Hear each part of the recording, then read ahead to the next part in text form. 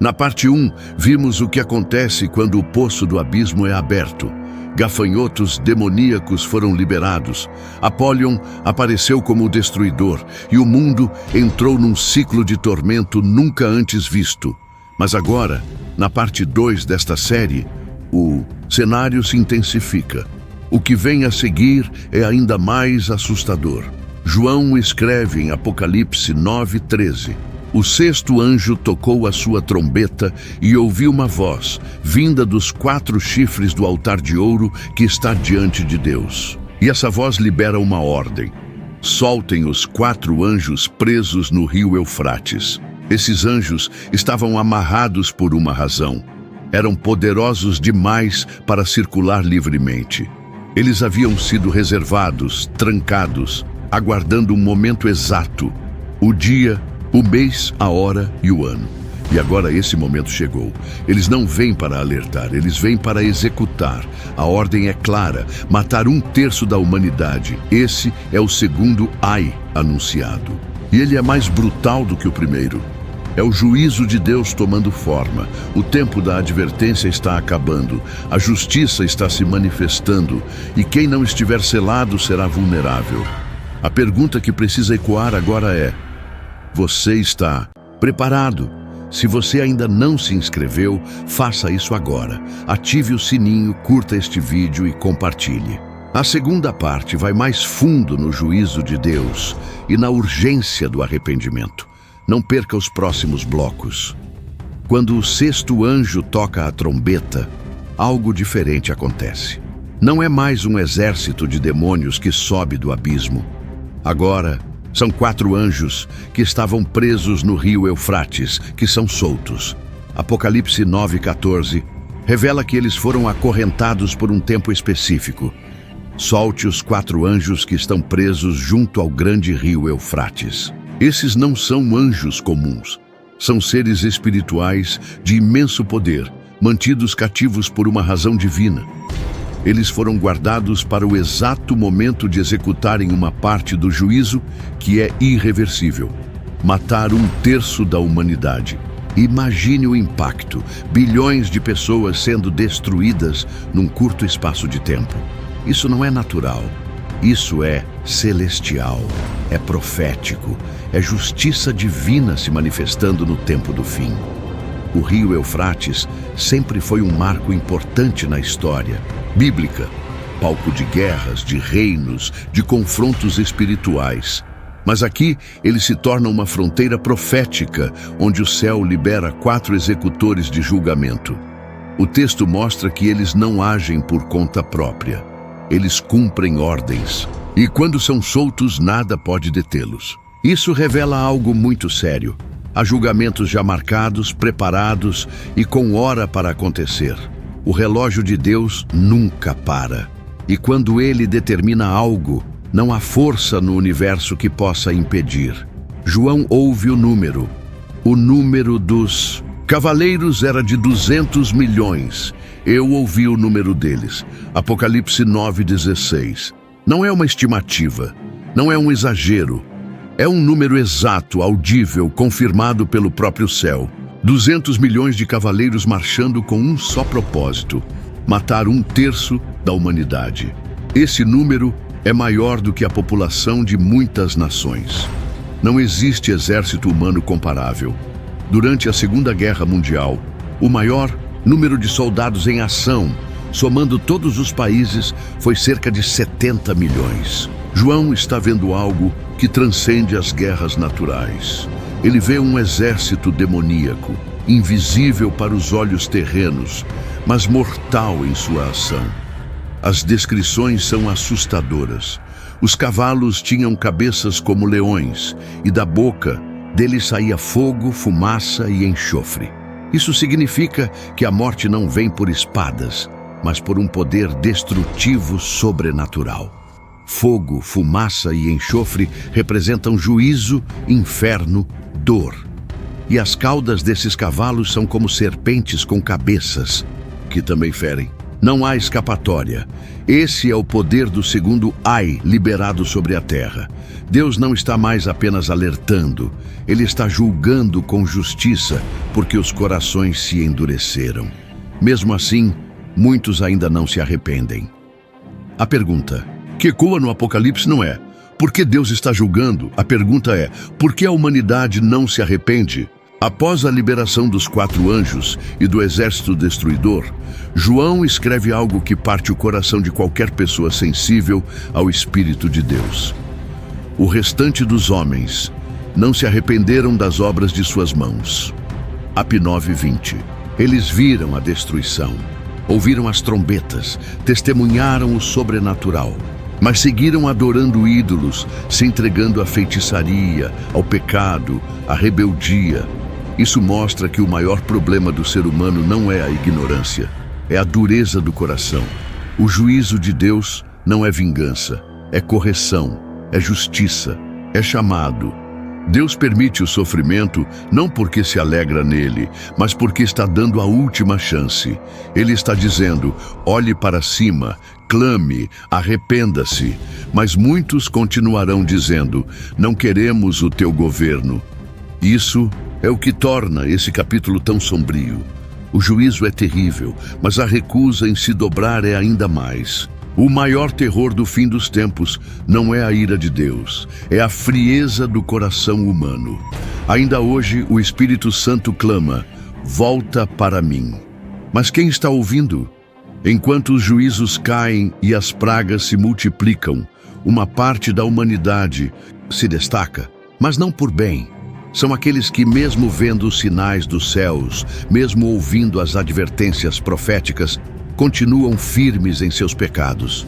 João diz que não se arrependeram de seus assassinatos, feitiçarias, imoralidades sexuais e roubos. Isso significa que o pecado não é mais um ato ocasional, virou uma identidade. Essas pessoas não apenas praticam o mal, mas amam o mal. Elas estão seladas para a perdição, marcadas por suas próprias escolhas. Esse é o retrato do fim dos tempos. Não apenas juízo de Deus, mas insistência do homem em rejeitar a salvação. Enquanto alguns têm o selo de Deus na testa, outros já carregam o coração marcado pela rebelião. Isso nos mostra o poder das escolhas. Deus respeita a liberdade humana, mesmo quando ela nos leva à destruição. Mas Ele nunca deixa de avisar.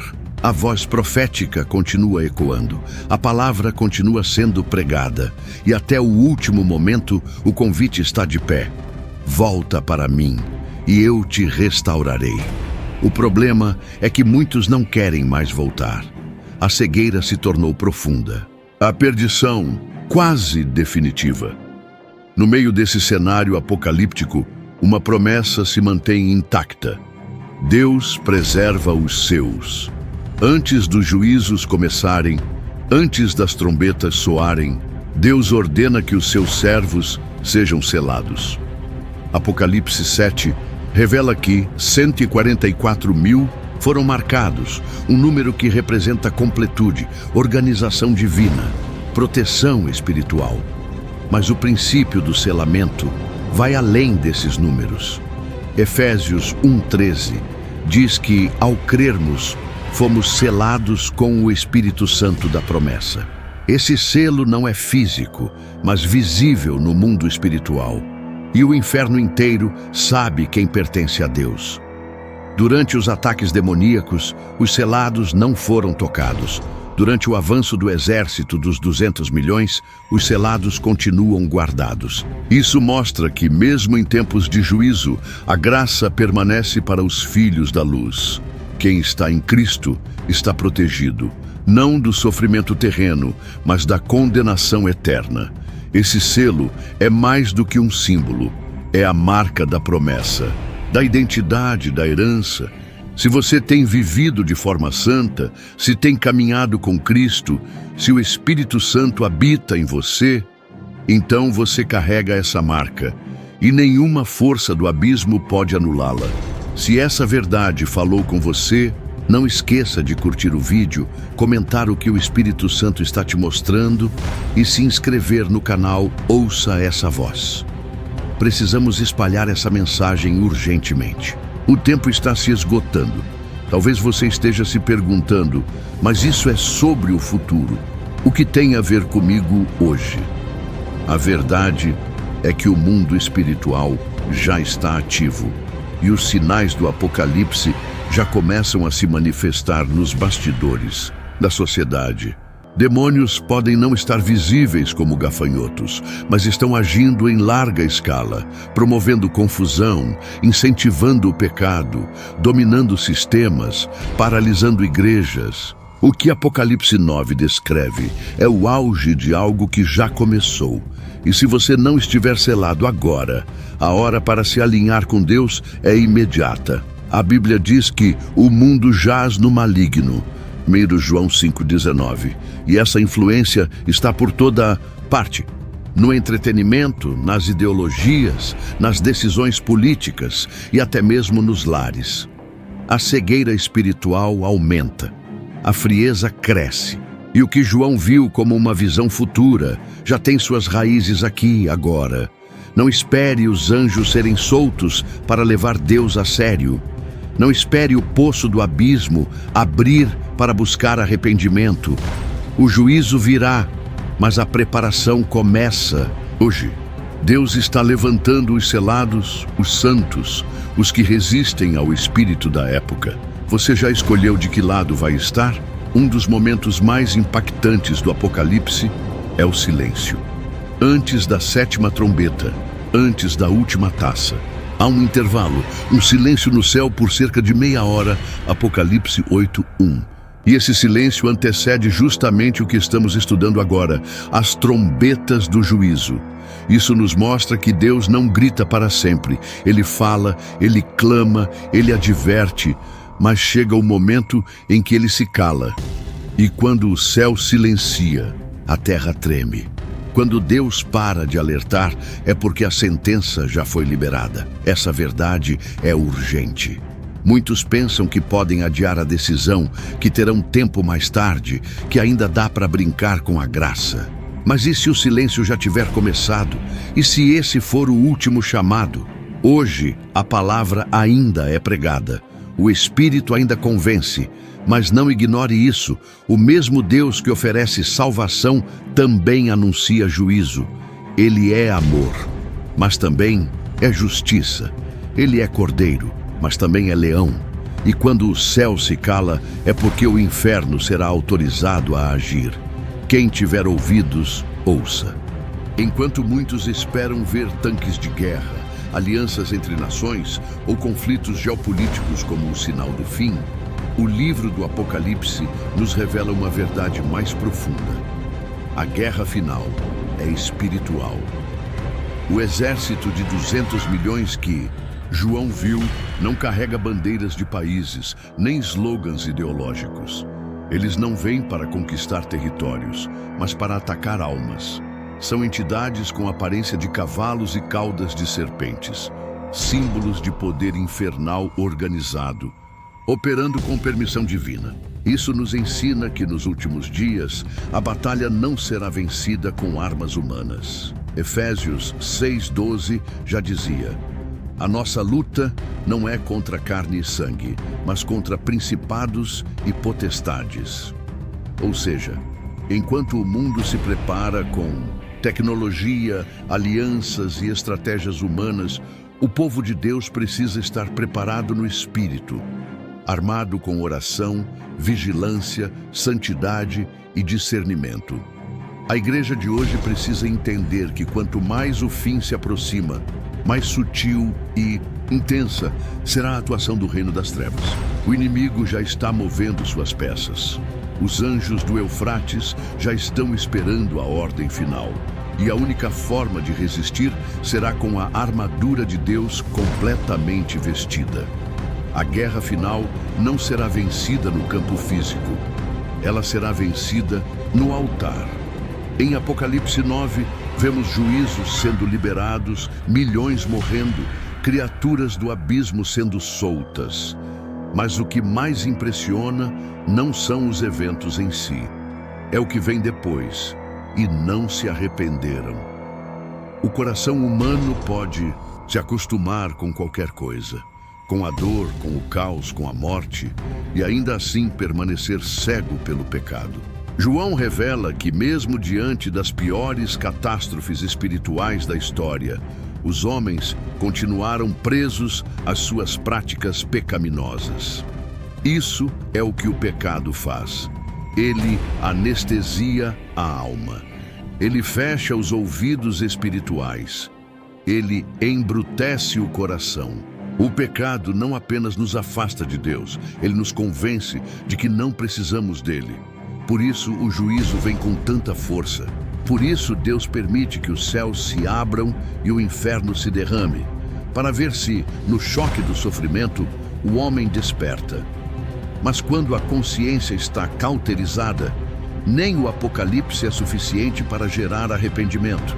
Esse é o aviso de João para nós. O pecado não deve ser tolerado, ele deve ser confessado e abandonado. Porque se ele cresce, ele cega, e se cega, condena. Muita gente tem medo do Apocalipse, vê o livro como uma profecia sombria, repleta de monstros, juízos e destruição. Mas essa visão é incompleta. O Apocalipse é, na verdade, uma declaração de amor. É o último alerta, a última chance, o último apelo de um Deus que, mesmo sendo justo, ainda quer salvar. Cada trombeta, cada ai, cada visão de João é um grito do céu dizendo: volta, ainda dá tempo. João poderia ter escondido essas visões, poderia ter suavizado os detalhes, mas ele escreveu tudo, porque ele sabia que essa mensagem precisava chegar até nós. Porque amar também é alertar. Se Deus quisesse apenas destruir, não teria nos avisado com antecedência. Mas ele enviou profetas, apóstolos, mestres, e agora está enviando você, que ouve e entende essa mensagem. A revelação de João não é um roteiro de pânico, é um plano de salvação. O juízo virá, mas a salvação também está disponível. O Apocalipse mostra dois caminhos. Um leva ao abismo, o outro ao trono do Cordeiro. A escolha é sua. A voz já ecoou. A advertência já foi dada. Agora é com você. Você chegou até aqui porque o Espírito Santo está te chamando. Tudo o que foi revelado em Apocalipse 9, os gafanhotos demoníacos, os anjos do Eufrates, o exército de 200 milhões, a dor insuportável e o endurecimento dos corações, não foi escrito para gerar medo, mas para gerar despertamento. Ainda estamos vivendo no tempo da graça. Ainda não é tarde demais. A última trombeta ainda não soou. O selo de Deus ainda está disponível. A porta ainda está aberta. Mas por quanto tempo mais? Se essa série te impactou, não deixe essa mensagem morrer dentro de você. Não ignore esse chamado. Não adie sua decisão. Deus está te alertando, não para te punir, mas para te salvar. A palavra foi liberada, a verdade foi revelada. Agora é sua vez de responder. E se você sente que essa é a hora, que esse é o momento de selar sua vida com Cristo, então eu quero orar com você agora. Curta esse vídeo. Compartilhe com alguém que precisa ouvir isso antes que o tempo se esgote. Se inscreva no canal Ouça Essa Voz e ative as notificações. Aqui você ouve o céu falando com você. Oração final. Senhor Jesus, eu ouvi tua palavra e reconheço que preciso de ti. Perdoa os meus pecados. Liberta-me do engano. Escreve meu nome no livro da vida e sela minha alma com teu espírito. Não quero ser pego de surpresa no dia do juízo. Eu quero estar pronto. Eu quero ser teu. Me fortalece, me transforma, me guarda. Em nome de Jesus. Amém.